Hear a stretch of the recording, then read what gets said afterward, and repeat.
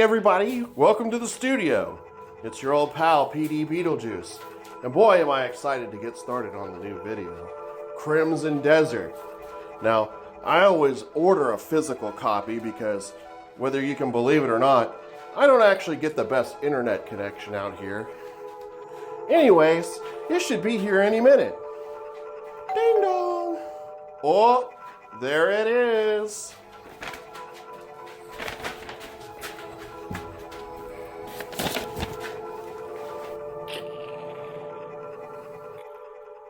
Ooh.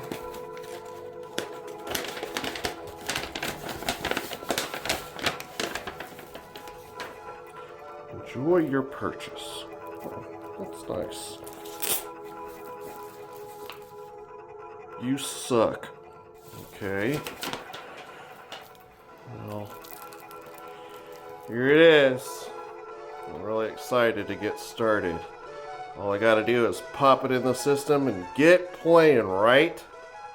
Right? Right? Right? Ever order a pizza, put the leftovers in the fridge, only to find out a day later that the slices you were saving for breakfast have mysteriously disappeared? Maybe they got tossed out by mistake or eaten by your fat fuck little brother. It sucks, right? But how much worse would it be if your leftover pizza was confiscated by the restaurant you ordered it from? Would you order another pizza for breakfast? Or would you pick up the phone and cuss a motherfucker out? It sounds ridiculous, but odds are this is actually happening to you right under your nose. It's your gaming collection, and that game you want to finish might be there now, but there's a real chance that one day it won't be. Because, more than ever, you can spend money on modern games, but you can't actually buy them.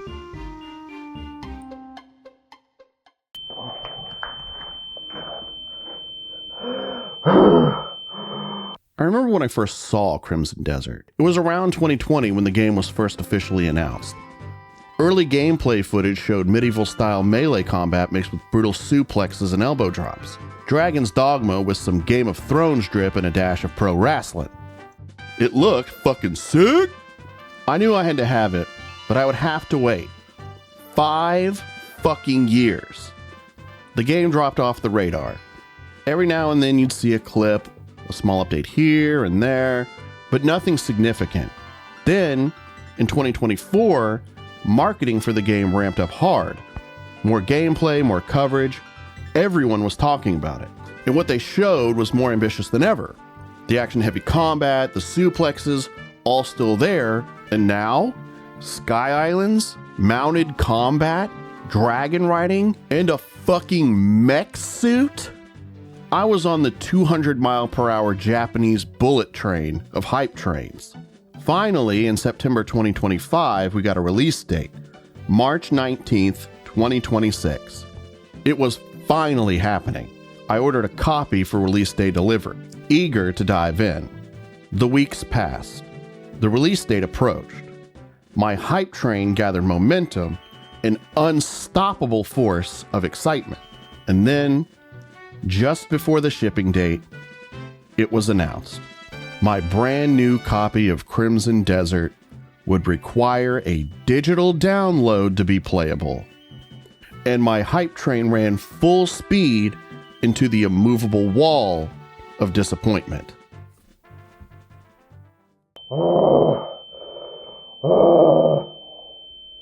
I mean, this is not a big deal, right?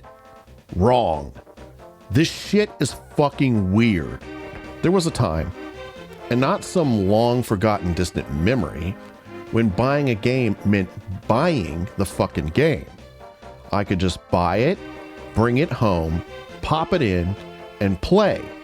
I didn't have to spend time researching whether or not I was getting the product I actually paid for. It was a foregone conclusion. Nowadays, I'm not so sure. Even developers I once wholeheartedly trusted have stabbed me in the back. I thought Crimson Desert would be different. Years of anticipation just to be rug pulled a week from release. And Pearl Abyss was the one who twisted the knife. When I ordered the physical version of Crimson Desert, I did so thinking I would receive a playable game on disc. One I could put in my system and play, just as I have with hundreds of games I've purchased before. If the physical version of Crimson Desert requires a download just to function, what exactly am I really buying? Did I buy anything at all? And the more I think about it, no. I didn't actually buy a product. I paid for access. But I'm really just splitting hairs here, right? I still get a disc. If I put it in the console, I still get to play the game, right? Well, yeah, I do, for now. As long as I have internet, and the servers are still up, and the game files are still being hosted, and my account is in good standing. Of course, if any single one of those breaks, I lose access to the game, but they keep my money. Yeah, that's fan-fucking-tastic.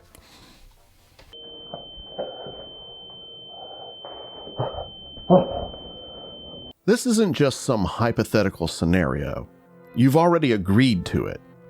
Buried somewhere in a wall of legal bullshit, the terms of service that nobody reads, the fine print makes it clear. This isn't ownership. It's access. Access that exists entirely on their term. If they decide to revoke that access, your brand new copy of Crimson Desert becomes a $70 drink coaster. And this isn't just one company doing this, it's the industry standard.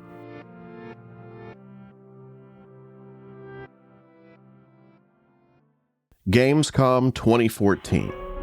Sony shadow drops PT, a free horror game trapping players in an infinite looping hallway. No marketing, no hype, no bullshit.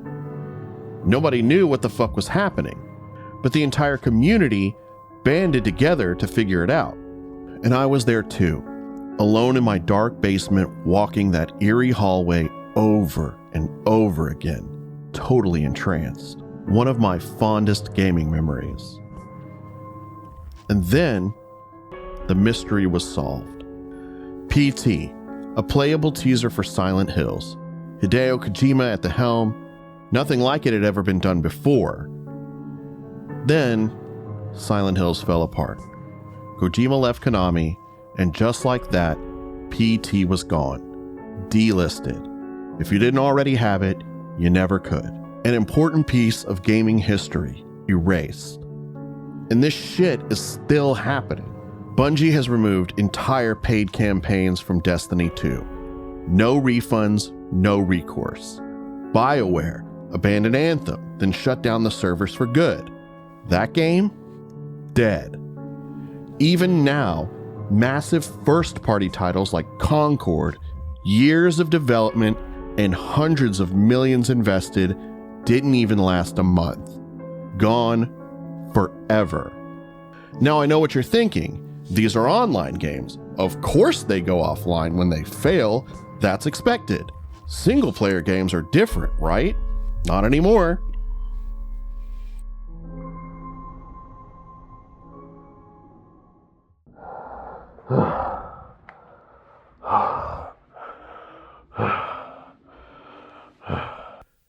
$30 days. That's all you get. 30 fucking days. Then, your games might not work. According to tests and recent reports, some digital titles on Sony PlayStation may require an online check-in to boot. Miss the check-in, you're locked out. This is not a far-fetched hypothesis about the future of gaming. This is happening right fucking now. Sony has yet to clarify if this timer is intentional or just an unfortunate bug, but here's the thing. It doesn't matter. Error or not, you can't play your game, but they still keep your money. And whether you lose access in 30 days or 30 years, your collection isn't really yours. It's access. And that access has an expiration date. one that's completely out of your hands.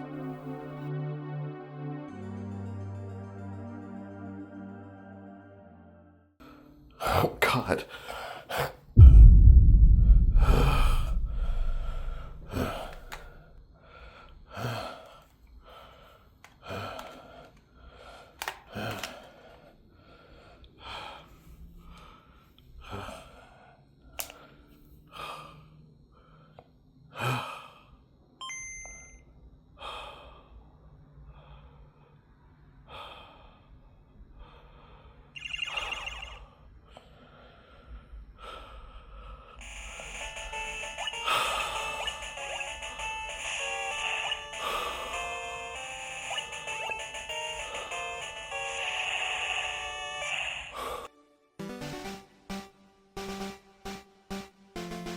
Christmas night, 1998. It's past my bedtime, but it's Christmas, and I'm lying in bed playing a brand new game for the first time. Pokemon Red, and I'm hooked immediately. I still have that copy of Pokemon Red because I own it. This is what's at stake. That Pokemon cartridge is more than just plastic. It's a memory, one I can go back to or share with someone else. It's my copy of Pokemon.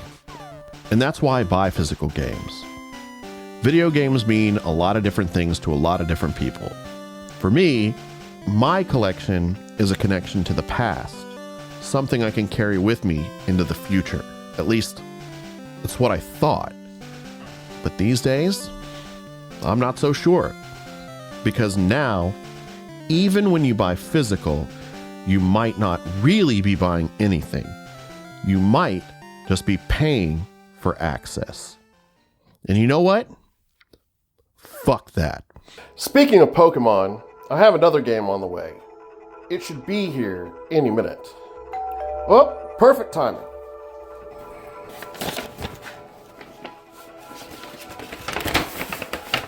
Ooh, have fun. P.S. You still suck. What a dick. Oh. Wait, what? What?!